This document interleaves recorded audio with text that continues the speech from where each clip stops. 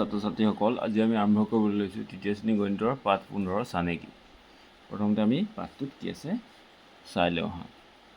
গৰমৰ বন্ধত মাকৰ সৈতে অৰুণিমা আৰু তাইৰ ককায়েক দীপ চিৰিয়াখানা চাবলৈ গ'ল। চিৰিয়াখানাত কি দেখিছে? এয়া জেব্ৰাকেইটা, হয়নে? মা, সেইকেইটা কি জন্তু বাৰু, ইমান ধুনীয়া? সিহঁতৰ গাত কোনে বাৰু ক'লা বগা ৰং সানিছে? সেইকেইটা জেব্ৰা, সিহঁতৰ গাত কোনেও ৰং সানি দিয়া নাই। জন্মগতভাৱে জেব্ৰাবোৰ দেখিবলৈ তেনেকুৱা। সেইবোৰ একোটা সাজোন বা চানেকি। এইটো ক'লা বগা এনেধৰণে এনেকৈ আছে, এইটো হ'ল সাজোন বা চানেকি। ঠিক তেনেকৈ ময়ূৰটোৰ গাটো এনেকুৱা ধুনীয়া চানেকি আছে। আৰু প্ৰকৃতিত থকা প্ৰায়বিলাক বস্তুতে এনেধৰণে চানেকি থাকে।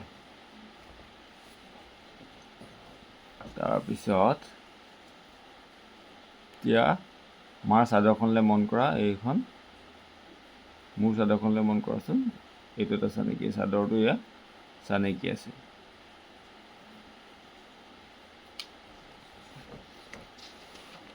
তাৰপিছত এয়া চানেকি চোৱা, এনেকৈ শাৰী শাৰীকৈ থিয় হ'লেও এইটো এটা চানেকি হৈছে, এইটো এটা চানেকি হৈছে। এইবোৰ চানেকি, এইটো এটা চানেকি আছে, ইয়াতো এনেধৰণে এটা চানেকি আছে। এতিয়া চোৱা, এটা আম, এটা আপেল, এটা আম, এটা আপেল, এটা আম, এটা আপেল, এনেধৰণে এইটো এটা চানেকি হৈছে।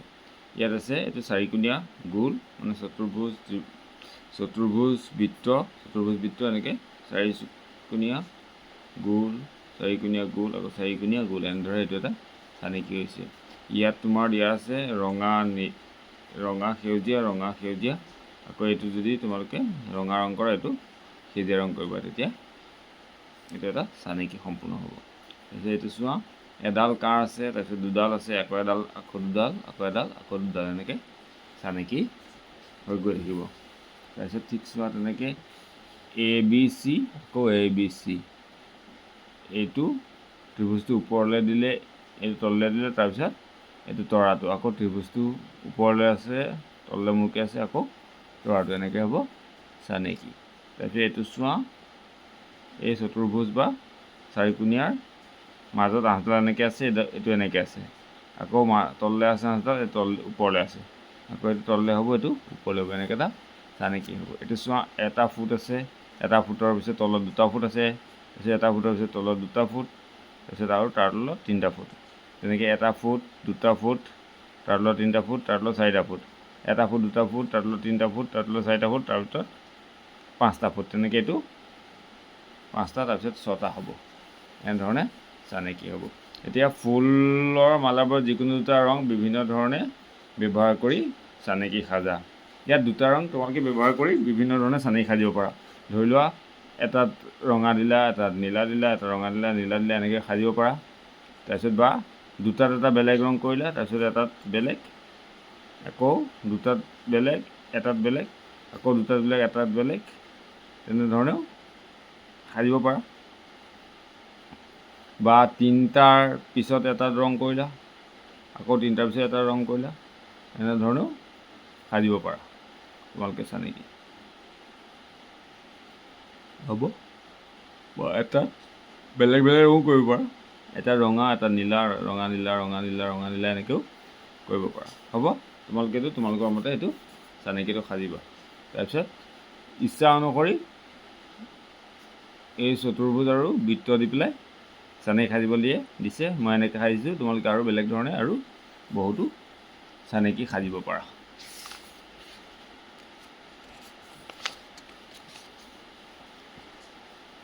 তাৰপিছত এইটো বটলৰ সাঁফৰে চানেকি সজা দেখুৱাইছে, তোমালোকেতো চাই পেলাই এই চানেকিটো সাজিবা।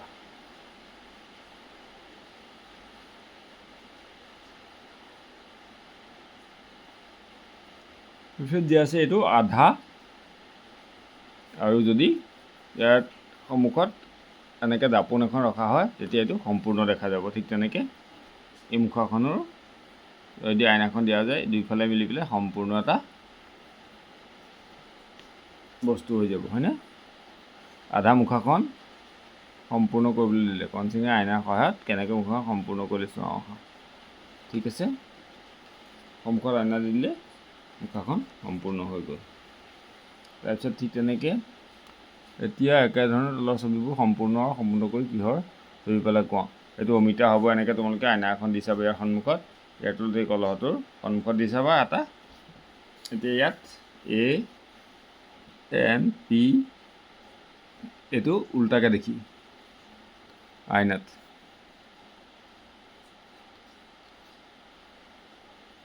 এইটো আইনাত কেনেকুৱা দেখি চাই পেলাই তোমালোকে লিখিবা ইয়াত হা। ৱৰ্ডটো একে লিখিব, এছ আৰু এলটো এটিকে উল্টা হৈ যাব হা। এইটো তোমালোকে লিখিবা।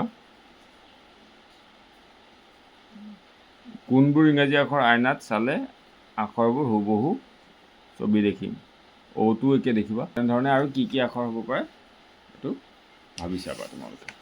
চোৱা কোনটো ইংৰাজী আখৰ আইনাত চালে ছবিত দেখুওৱাৰ ধৰণে দেখা পাম। এইটো আইনাত চালে ইটো আমি আখৰটো আইনাত চালে এনেকুৱা দেখা পাম। তাৰপিছত আছে এইটো প্ৰকল্প কৰিব দিছে।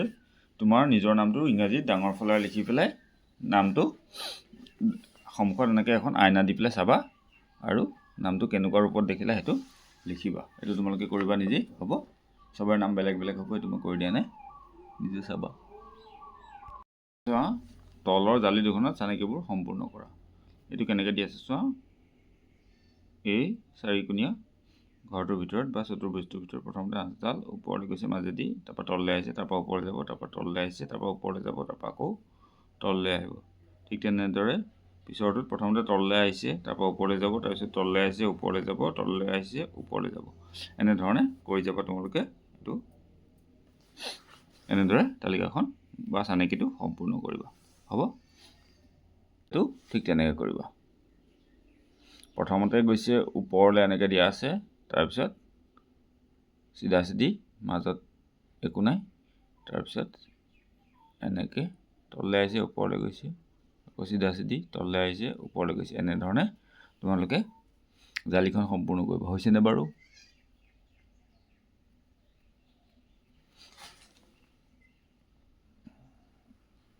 এনেকৈ চানেকিটো তোমালোকে সম্পূৰ্ণ কৰিবা হ'ব। তাৰপিছত ইয়াত চোৱা খালী ঠাই পূৰ কৰিবলৈ দিছে। ইয়াত এই 5-5কৈ বাঢ়ি গৈছে এইফালে এনেকৈ, আৰু ইফালে 5-5কৈ কমি আহিছে। 27ৰ পৰা 5 গ'লে 22, 22ৰ পৰা 5 গ'লে 17, 17ৰ পৰা 5 গ'লে 12, 12ৰ পৰা 5 গ'লে 7, 7ৰ পৰা 5 গ'লে 2 এনেকৈ হ'ব। আৰু ইফালে এনেকৈ বাঢ়ি যাব। 27 পাছে 32, 32 পাছে 37, 37 পাছে 42, 42 পাছে 47। প্ৰত্যেকটো ঘৰতে তেনেকৈ 5-5কৈ এইফালে বাঢ়ি গৈ আছে, আৰু তললৈ আহিলে 5-5কৈ কমি গৈ আছে।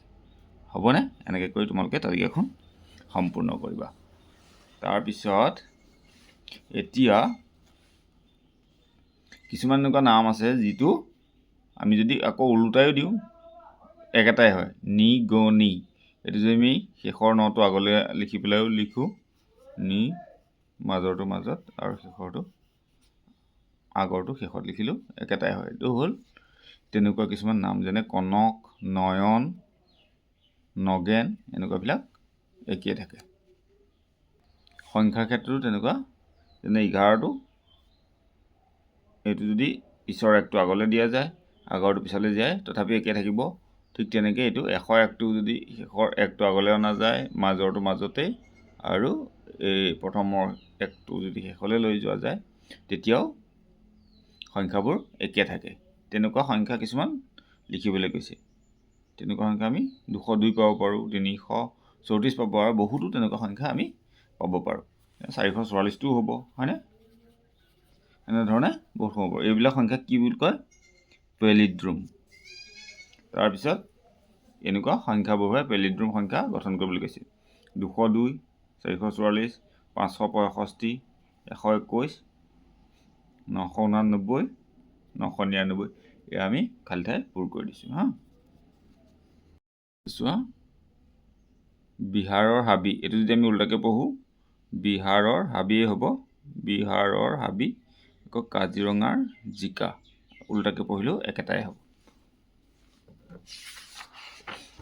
ঠিক তাৰপিছত এনেকুৱা চানেকি সম্পূৰ্ণ কৰিব দিছে সংখ্যাৰ চানেকি 5 10 15 5 5কৈ বাঢ়ি গৈছে তাৰপিছত 9 19 29 39 এয়া 10 10কৈ বাঢ়ি গৈছে 121 221 321 421 এয়া 100 100কৈ বাঢ়ি গৈছে তাৰপিছত 123 234 মানে 1 2 3 2 3 4 3 4 5 4 5 6 5 6 7 6 7 8 ঠিক তেনেকৈ এইটো আকৌ 5 5কৈ কমি আহিছে 550 545 540 535 530 525 এনেধৰণে ইয়াত 10 10কৈ বাঢ়ি গৈ আছে হয়নে চোৱাচোন তাৰপিছত 1 2 2 3 3 4 4 5 5 6 6 7 এনেধৰণে চানেকিবিলাক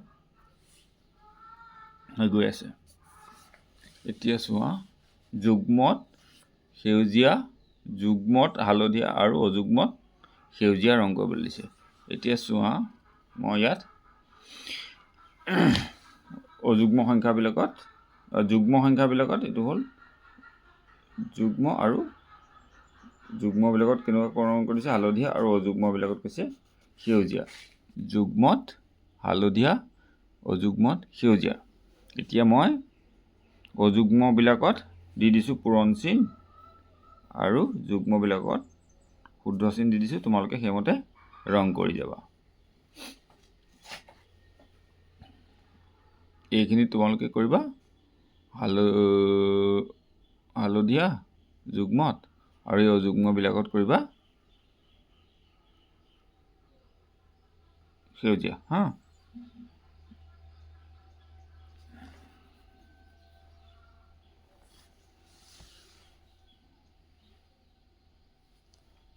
তালিকাখনত চাই পেলাই যিবোৰ যুগ্ম সংখ্যা সেইবোৰত হালধীয়া কৰিবা আৰু অযুগ্ম সংখ্যাবোৰত সেউজীয়া ৰং কৰিবা এতিয়া মই অযুগ্মবিলাকত পূৰণ চিন দি দিছোঁ সেইবিলাকত তোমালোকে সেউজীয়া ৰং কৰিবা আৰু অযুগ্মবিলাকত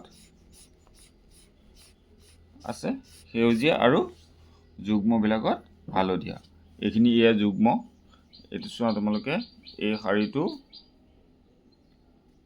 মই অযুগ্ম যুগ্ম লিখি দিওঁ তোমালোকে সেইমতে ইয়াত যেনেকৈ দিছে ৰং কৰিব লাগিব যুগ্ম হয়নে 102 112 122 132 এইবিলাক হ'ল যুগ্ম এইখিনি অযুগ্ম এইখিনি যুগ্ম এইখিনি অযুগ্ম এইখিনি যুগ্ম এইখিনি অযুগ্ম এইখিনি যুগ্ম এইখিনি অযুগ্ম এইখিনি যুগ্ম হয়নে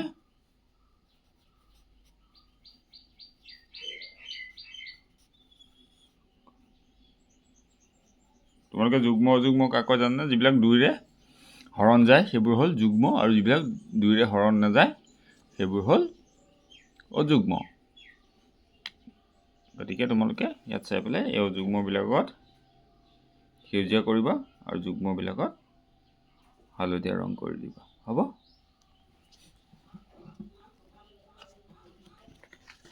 তাৰপিছত ইয়াত ঘেৰ দিবলৈ কৈছে অমিলটোত 29 31 33 36 37 39 এতিয়া ইয়াৰ 36টো যুগ্ম বাকীবোৰ অযুগ্ম গতিকে 36টো অমিল আৰু ইয়াত চোৱা এই সংখ্যাবিলাকৰ যদি আমি উল্টাকৈও লিখোঁ একেই হ'ব কিন্তু এই সংখ্যাটো উল্টাকৈ লিখিলে একেই নহয় গতিকে এইটো পেলিড্ৰম সংখ্যা নহয় এইটোৱে অমিল ইয়াত আকৌ বাকী আটাইকেইটা যুগ্ম এইটোহে অযুগ্ম গতিকে এইটো অমিল হ'ব তাৰপিছত চোৱা ৰং মনে ঘৰৰ পৰা বিদ্যালয়লৈ দুটা পথৰে যাব পাৰে আটাইতকৈ চমু পথটো বাছি উলিয়াই নীলা ৰং কৰা এইটো হ'ল আটাইতকৈ চমু পথ ঘৰৰ পৰা বিদ্যালয়লৈ যাবলৈ এইটো তোমালোকে নীলা ৰং কৰি দিবা শিশু উদ্যানলৈ যাবলৈ এয়া এনেকৈ এইটুকুৰা আঁচ দিবলৈ দিছে এনেকুৱা আঁচ দি দিছোঁ তাৰপিছত বজাৰৰ পৰা ঘৰলৈ আহিব পৰা আটাইতকৈ দীঘল বজাৰৰ পৰা আহিবলৈ এনেকৈ ঘৰলৈ এইটো চমু পথৰ আহিব পাৰে কিন্তু আটাইতকৈ দীঘল পথটোতহে আমাক ৰং দিবলৈ দিছে এইটো চোৱা এইটো এনেকৈ কৰি আটাইতকৈ দীঘল পথ এইটোত তোমালোকে এইফালেদি এনেকৈ আহি পেলাই ঘৰ পাব এইটো তোমালোকক কি ৰং কৰিবলৈ দিছে এইটোত হালধীয়া ৰং কৰিবলৈ দিছে তোমালোকে এইটো হালধীয়া ৰং কৰি দিবা তাৰপিছত অনুপে বাছ আস্থানৰ পৰা ওলাই পশ্চিম দিশে আগবাঢ়ি চাৰিআলি এটা পালে। চাৰিআলিটোৰ সোঁহাতে আগবাঢ়ি গ'লে অনুপে কি পাব? অনুপে বাছ আস্থানৰ পৰা ওলাই পশ্চিম দিশেৰে আগবাঢ়ি চাৰিআলি এটা পালে। এইখন বাছ আস্থানৰ পৰা পশ্চিম দিশৰে আহিছে। পশ্চিম, এইফালে পূব, এইফালে পূব, এইফালে পশ্চিম, গতিকে এইফালৰ পৰা গৈ গৈ এইখিনিতে চাৰিআলি এটা পালে। চাৰিআলিটোৰ পৰা সোঁহাতে চিকিৎসালয় পাব, হয়নে? তাৰপিছত আছে কি? চিকিৎসালয়ৰ বিপৰীত দিশত কি আছে? চিকিৎসালয়ৰ বিপৰীত দিশত আছে ঔষধালয়,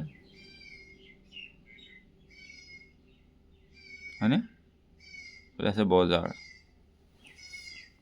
তাৰপিছত আৰক্ষী চকীৰ পৰা ওলাই কোনটো দিশত আগবাঢ়িলে বজাৰ পোৱা যাব? আৰক্ষী চকী আমি কোনখন চাওঁ?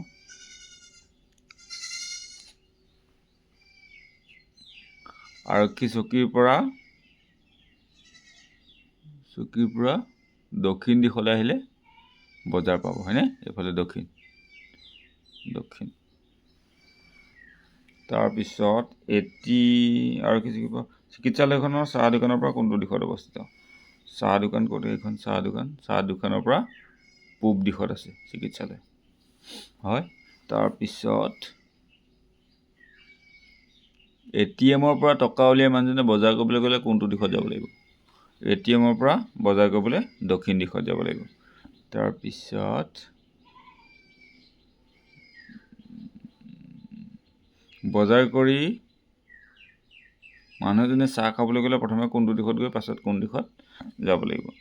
বজাৰ কৰি চাহ খাবলৈ প্ৰথমতে উত্তৰ দিশত যাব লাগিব, তাৰপিছত পশ্চিম দিশত যাব লাগিব চাহৰ দোকান। তাৰপিছত ছবিখনৰ জেব্ৰা ক্ৰচিঙত ঘেৰ কৰা, এইটো ঘেৰ দিবলৈ কৈছে। তাৰপিছত চিকিৎসালয়ৰ পৰা ওলাই পশ্চিম দিশত গৈ চাৰিআলিটোৰ পৰা উত্তৰ দিশত কি আছে? চিকিৎসালয়ৰ পৰা ওলাই পশ্চিম দিশত, চিকিৎসালয়ৰ পৰা ওলাই পেলাই পশ্চিম দিশত গৈ চাৰিআলিটোৰ পৰা উত্তৰ দিশত কি আছে? চাৰিআলিটোৰ পৰা উত্তৰ দিশত শিশু উদ্যানখন আছে, হয়। হ'ব, এইটো পাঠ এইখিনিলৈকে। পাঠটো ইমানতে শেষ হৈছে। যদি তোমালোকে ভিডিঅ'টো চাই ভাল পোৱা তেনেহ'লে প্লিজ চেনেলটো ছাবস্ক্ৰাইব কৰি দিবা। Thank U.